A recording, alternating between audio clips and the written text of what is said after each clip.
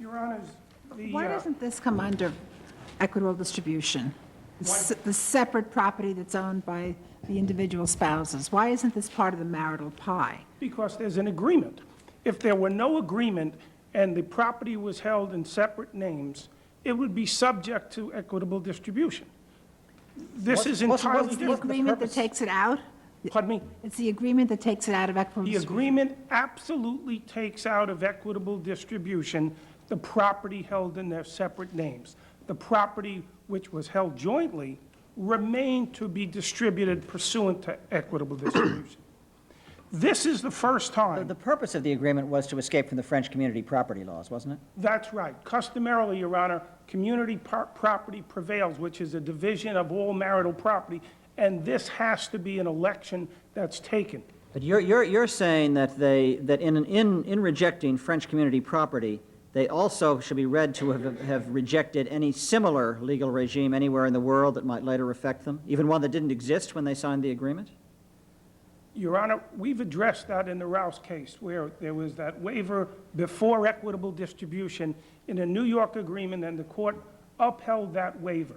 The election of separate property. Isn't this a lot less explicit than the waiver in Rouse? I don't think it's even closely different. The language is almost identical. If you look at the language at Rouse and look at the language in the statute, and you look at the agreement under the section, the language is very, very similar.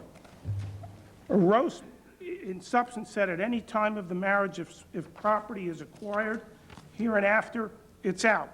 Hereby waives and releases all right or interest, statutory or otherwise, in defendant's property. What's the parallel language in this agreement? In Article 1, it says, consequently, each spouse shall retain ownership and possession of the chattels and real estate that he or she may own at this time or may come to own subsequently by any means whatsoever. Retain ownership isn't quite the same as waives and releases all interest in the others, is it?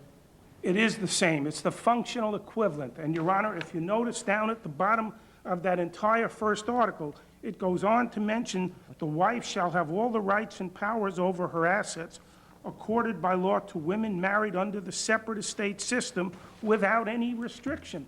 It couldn't be clearer. There were experts who testified at the trial. Mr. Van Kippens called Patrick Sayers, who said without question, this separate agreement covers through the divorce.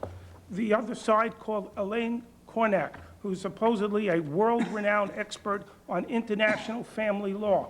There was not even an issue about the separation because that question was never asked of him. If the agreement couldn't be clearer, what is the relevance of the expert testimony? Well, you can blame me for that, Judge. I was wearing a belt and suspenders. This was a foreign agreement. I didn't want there to be any misunderstanding as to what it meant. It was originally in a different language. We wanted to give it context. We wanted to give it meaning. We think we didn't need that. The testimony went a little further, though. Didn't one of the experts say that the judges in France can deviate and change assets somewhat during divorce proceedings? No, what they refer to, and you'll pardon my French, I don't pronounce it particularly well, there's a compensation payment that's similar to alimony. And what they do, in addition to the equitable distribution or non-equitable distribution division of property, they have the ability to give a compensatory benefit, which is the equivalent of maintenance or alimony. Another point to keep in mind is along what you say, Judge, there was no waiver of maintenance. There was not even a hint of a waiver of maintenance. We never took the position at trial that there was a waiver of maintenance. There was simply a division of property pursuant to how that property was held. And I know I really don't have to go beyond the actual terms of the agreement, but I want to remind Your Honors that the appellant was the moving force for having this agreement entered into in the first place. And what relevance does that have to the legal issue? It only has relevance in the sense of the argument that perhaps it's unclear or they don't understand what it means. This was a lady who was a double master's in French, who had a PhD but for a dissertation, who translated French for the Canadian government for NATO. and who wrote to her then 9-year younger spouse-to-be, we have to have an agreement, we need an agreement. And then after getting the agreement that Well, she she said we wanted, need an agreement because if we don't, we'll be subject to the French community property regime. they'd be subject to community property, that's correct. So there was an election to accept the separate property regime. If Mrs. Van Kipnis had never suggested that that be done, we wouldn't be here today having this oral argument.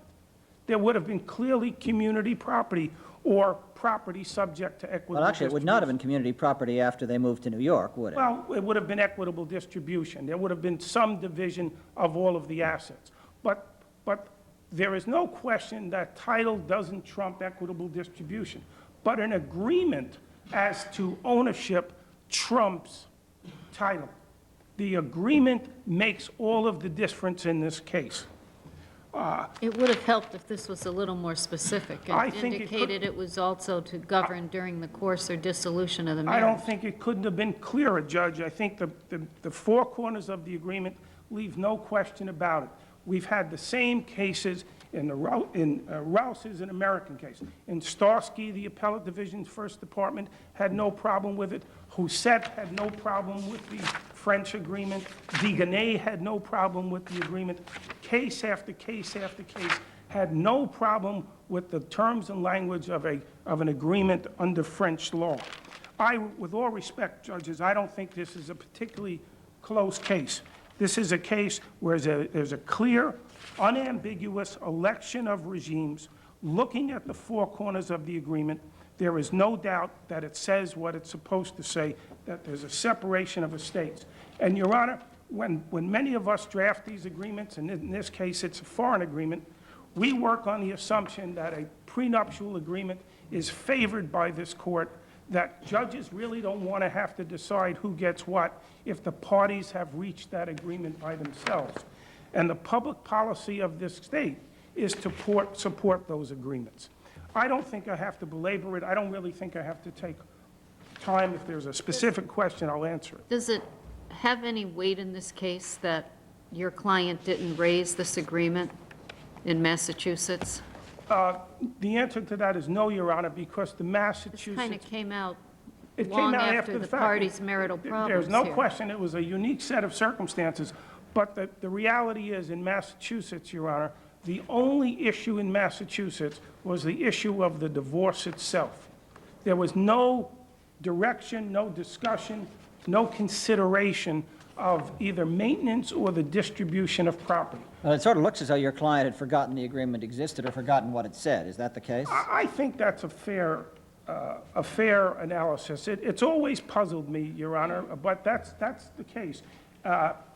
We discovered the agreement. We moved to amend our answer. It was permitted. That was appealed. The appellate division, first department, unanimously permitted us to amend it. And I think, if you call it a marriage contract, sometimes, and Mr. Van Kipnis is an American citizen, he was 24, 25 at the time of signing. So I think for some reason, and I can't answer why, there was a lag in remembering it. But what's also interesting along those lines is that the parties, throughout the marriage, from the day that they get married until the day they were divorced, always kept their funds separate and apart. They never had joint accounts ever, but for the two real properties, one in Lenox, I should say co-op as opposed to real cop, the co-op in New York where Mr. Van Kipnis never lived. That was the only property owned by both of us. Thank you,